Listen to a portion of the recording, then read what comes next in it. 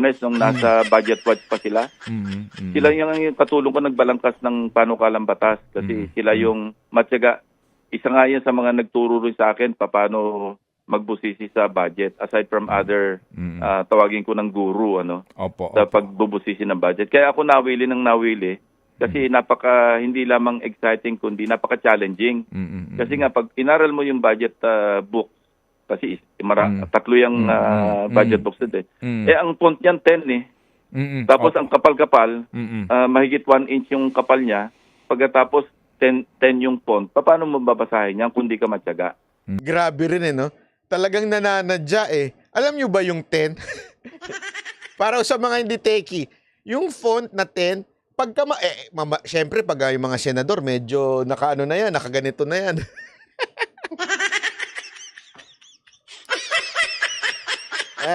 Papakita ko lang.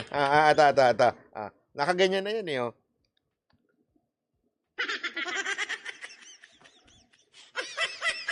Sa sobrang liit eh, di ba? At saka matatanda na yan. Talagang sinadya nila ganun kalaki yung font para lang. Tapos ilan yung babasahin nila. Kung ikaw nga naman senador, tamad ka. Napunta ka lang dyan dahil gusto mo lang matawag na senador, hindi mo nababasahin yan, di ba? Kaya kailangan mo talaga ng katulong. And ako naman, nabiyayaan ako ng mga staff na nurture eh. Parang nawili na rin sila, naging interesado na rin sila. Kaya nga pagka budget season, puyatan kami ng puyatan nun eh. Lahat ng staff ko halos magkakatulong, kanya-kanyang parang task allocation. Binibigyan ko sila ng ikaw dito, ikaw doon, ikaw naman pumunta ka doon sa Samar, pumunta ka doon sa hanapin mo tong project na ito na nasa budget, kung ano nangyari. Kaya nga di ba noon nailabas ko pa yung merong bahay sa gitna ng kalsada kasi hindi binabayaran yung right of way. Na hindi binabayar. May pambayad naman kasi kinwestiyon ko noon, humihingi yung DPWH sa plenaryo ito eh. Humihingi sila ng 22 billion para sa right of way payments. Pero meron pa silang 11 billion na hindi lang ginagastos. So ang balita ko dyan, Ted, at ito siguro may basehan nito, sinasadyang hindi bayaran para yung contractor na ang mag-abono para bayaran yung mga tinamaan ng kalsada.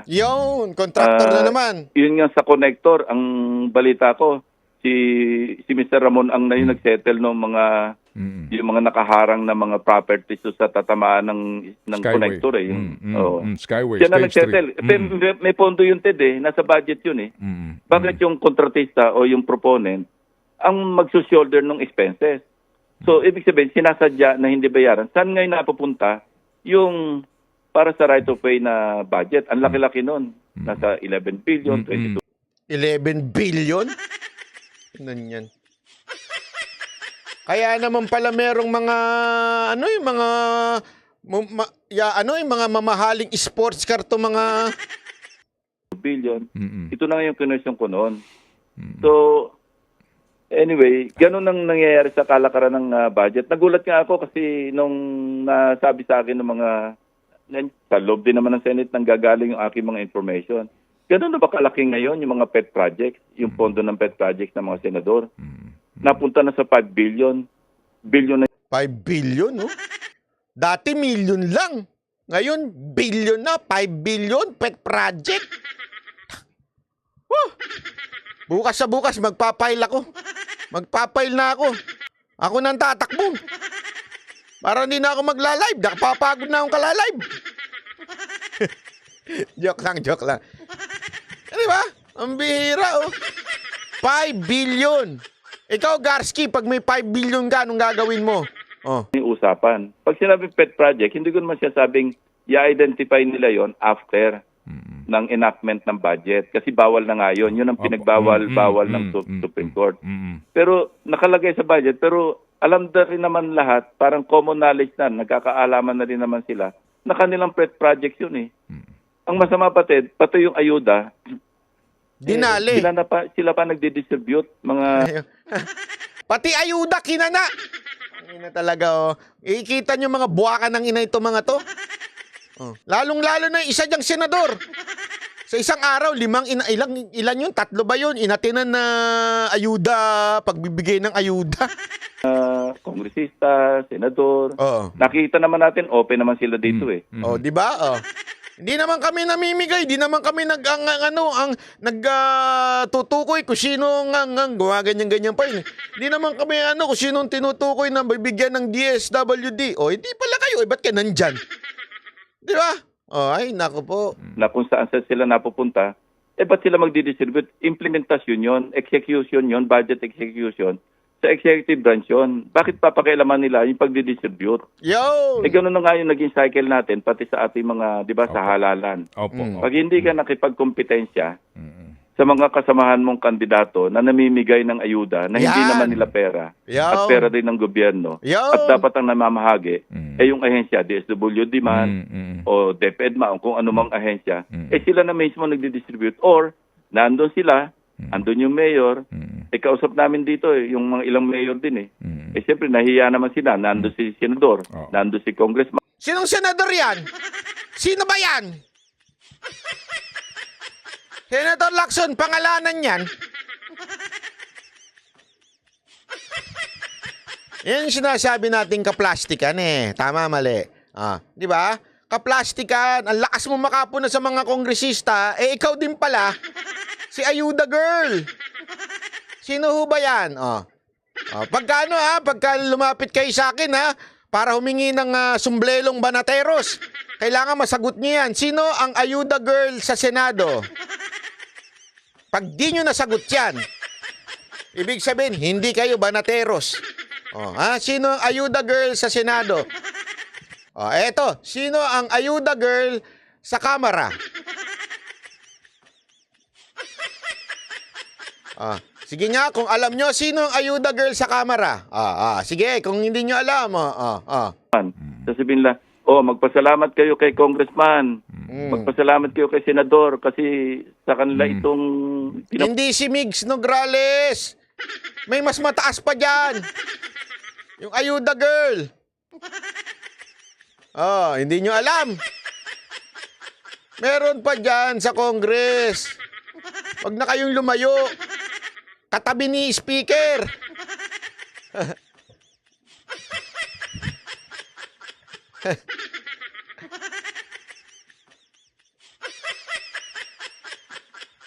Mumundod sa inyo. Opo. At lalo pang nagkasama-sama pa dahil nagamit pa yung ayuda sa pirma. Ito naman yung sinasabi ng mga ilang senador na ginamit na yung tupad, yung AIC. Akala ng mga pipirma, yun yung acknowledgement na tatanggap sila ng ayuda. Yung pala, pirma na pala sa petition na pag-amyenda ng Constitution para sa People's Initiative.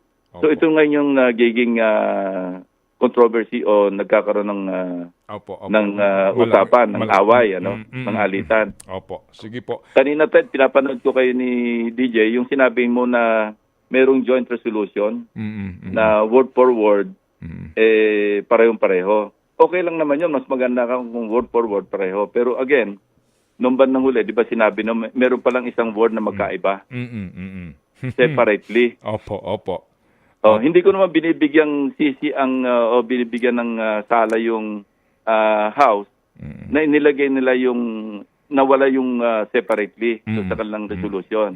Kasi en toto, kinote nila yung provision sa Constitution na 3/4 of all its members. Yes. Talaga silent yung kaya nga ito yung, kaya maski nung araw pa na laging pinag-uusapan yung Chacha, yung CONAS, ayaw namin pumasok.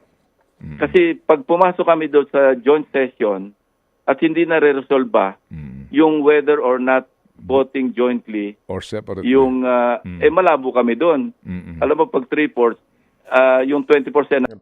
Anyway, para sa kaalaman ninyo kung sino yung Ayuda Girl sa Congress, walang iba kung hindi yung asawa. Yung pinuno ng Tingog Party List. Yan ang Ayuda Girl.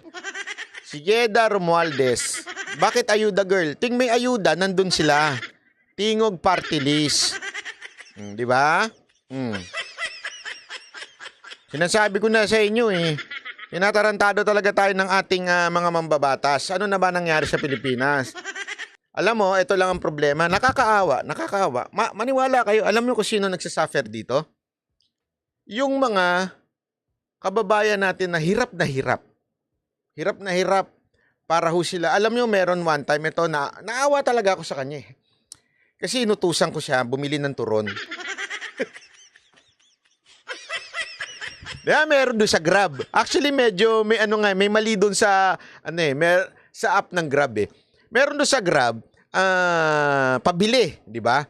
So nag-utos ako sa kanya, nagpabili ko ng turon sa SM. Hindi ko maintindihan, nandun sa Grab 'yon. Lumalabas yung turon na may choknat, turon na merong lumalabas yun eh, di ba? Turon. Tapos paglabas doon ng turon na 'yon, pagdating niya sa loob, pinarada niya yung motor niya, pinuntahan niya, from saan man siya galing, pinuntahan niya. Pagdating doon, wala yung turon. Sabi ko, napakatarantado naman itong app na to o yung mismong SM. Hindi natin alam kung sino may kasalanan doon. Kung wala pala, di tanggalin nyo na lang kasi kawawa yung pinabili. Di ba? So, siyempre, sabi ko, ganun ba walang turon? Kahit ano na lang na turon. O, basta ano man yan. Kasi pinili ko doon yung choknat eh. O, sabi ko, kahit anong turon na lang. O, edi sinabi ko, sabi niya, sir, wala ho talaga eh. Sige, cancelin mo na lang. Sir, paano naman to? Nagpunta na po ako dito. Wala ho ba kayong gustong bilhin? Di, tama nga naman. Gumastos siya ng gasolina niya, yung oras niya kesa na ibang booking ang kinuha niya.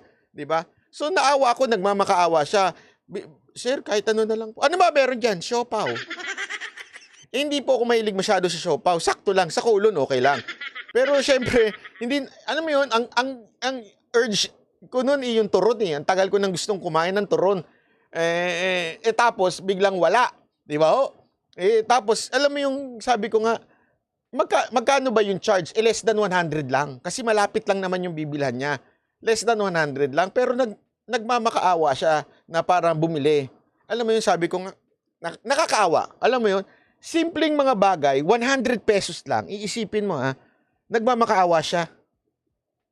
Sa loob-loob ko nga, yung mga congressman natin, bilyon ang binubulsa. Ito, 100 pesos lang, nagmamakaawa na siya na bumili ako ng kahit na ano. Kaya nga sabi ko sa kanya, ikaw na bahalang bumili kung ano gusto mo. Bilhin mo. Tapos, basta, ito budget, binigyan ko siyang 300. O, ayan, budget, bumili ka. Kung ano meron, yun ang bilhin. Dali, parang hindi ko ata nakuha yun. Hindi ata binigay sa akin. Walang yan. Hindi, ayaw mo na. Binigyan ko siyang 300. O, bumili ka nito. Bili ka ng kahit na ano. Basta lang, at least, matuloy pa rin yung binili niya. Di ba ho? Kasi nga, isipin nyo it's just a matter of 100 pesos. Yung mga kababayan natin, nagmamakaawa na para sila ho ay tumuloy yung trabaho nila. Hindi ho tayo nagmamagaling dito na tinuloy natin yung booking niya. Hindi ho yun. Ang punto ko lang dito, 100? Hindi ba pwedeng cancel mo na lang yan? Anyway, 100 lang naman yan. Pero ganun na ho kahirap ang Pilipinas.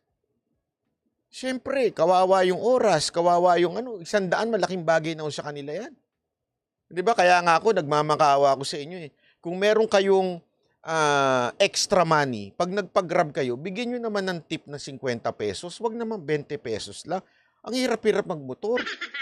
Parang awa nyo na. Kung kaya nyo naman magbigay ng 50, gawin nyo. Kung hindi nyo talaga kaya, naintindihan ko. Pero yun ang sa akin lang Sabi ko nga, bakit ganun? Kawawa na ang taong bayan ngayon. Hirap na sila. Okay lang sana kung pare-pareho tayong hirap na hirap eh. Di ba? Ang problema, hirap na hirap tayo. Yung ating mga congressman, sobrang greedy na. Bilyon na ang ninanakaw, hindi milyon. Yun nga lang thousands ang ninanakaw, nakakairita na eh. Yung pa kayang bilyon ang ninanakaw, bilyon ng pinangkakakitaan, bilyon ng sinisiksik sa budget, mantakin mo yun. Saan nila babawiin yun?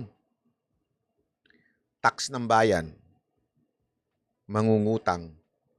Sino ngayon magbabayad ng utang na yan? Yung mga susunod na henerasyon. Kaya nga tayo, di ba, nananawagan tayo sa ating mga kasundaluhan. Hindi ko gusto ng pagpapapalit ng gobyerno. Hindi ho yun ang punto ko dito. Sabi ko nga sa inyo, pareho kami ng stand ni Pangulong Duterte. Gusto namin matapos si Pangulong Marcos. Pero, tingnan nyo na ho. Tignan nyo na ho. Kung kami, kasi wala kaming mamamayan. Putak lang kami ng putak dito eh. Di ba? Putak lang ho kami ng putak dito. Kayo ho ang may hawak. At kayo ho ang may responsibilidad na protektahan ng konstitusyon. At ang konstitusyon, sinasabi sa Section 1, taong bayan nanggagaling ang kapangyarihan. In other words, taong bayan ang protektahan ninyo.